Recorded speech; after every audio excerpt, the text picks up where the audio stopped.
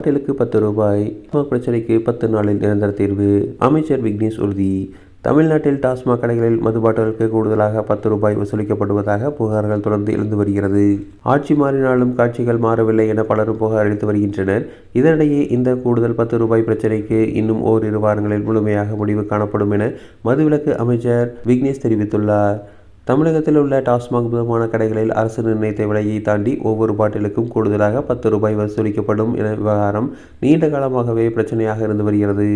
மது குடிப்பது மோசமான விஷயம் என்றாலும் கூட டாஸ்மாகில் இதுபோல கூடுதல் பணம் வசூலிக்கப்படுவதை பலரும் கடுமையாக விமர்சித்து வருகின்றனர். தமிழ்நாடு முதல்வர் விஜயும் இந்த விவகாரத்தை தனது தேர்தல் பிரச்சாரத்திலேயே பேசியிருந்தார். குறிப்பாக பாட்டிலுக்கு ரூபாய் என பாட்டை பாடியிருந்தார்.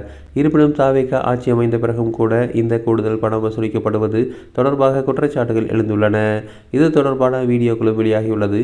அதே நேரம் டாஸ்மாக் கடைகளில் இதர பல செலவுகள் இருப்பதாலேயே இந்த கூடுதல் ரூபாயை வாங்குவதாக டாஸ்மாக் ஊழியர்கள் விளக்கமளித்துள்ளனர். இருப்பினும் இது எம்ஆர்பியை தாண்டி இருப்பதால் அந்த பணம் யாருக்கு செல்கிறது என்பதில் குழப்பம் இருந்தது. இது தொடர்பாக மதுவிலக்குத்துறை அமைச்சர் விக்னேஷிடம் கேள்வி எழுப்பப்பட்டது. விரைவில் இந்த பிரச்சனை முடிவுக்கு கொண்டு வரப்படும் என அமைச்சர் தெரிவித்துள்ளார்.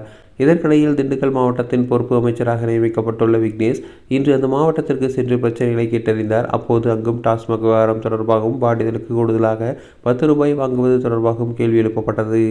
அதற்கு மிக விரைவில் இந்த சிக்கலுக்கு தீர்வு கொண்டு வரப்படும் என தெரிவித்துள்ளார். தொடர்பாக அவர் பேசும்போது டாஸ்மாக் கடைகளில் ரூபாய் வாங்குவதை தடுத்து நிறுத்துவோம். சட்டசபை கூட்டத்தொடர் ஆரம்பிக்கும் முன்பே அதை தடுத்து நிறுத்த தேவையான நடவடிக்கை எடுப்போம்.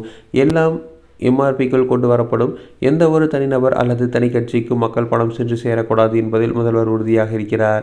இதற்கான முடிவாகவே மொத்த விஷயங்களையும் எம்ஆர்பிக்குள் கொண்டு வரும் என தெரிவித்துள்ளார். தமிழ்நாட்டில் வரும் 18ஆம் தேதி சட்டசபை கூட்டத்தொடர் தொடங்க இருக்கிறது. இந்த சூழலில்தான் அதற்குள் டாஸ்மாக் பிரச்சனைக்கு தீர்வு காணப்படும் என அமைச்சர் விக்னேஷ் உறுதியளித்துள்ளார்.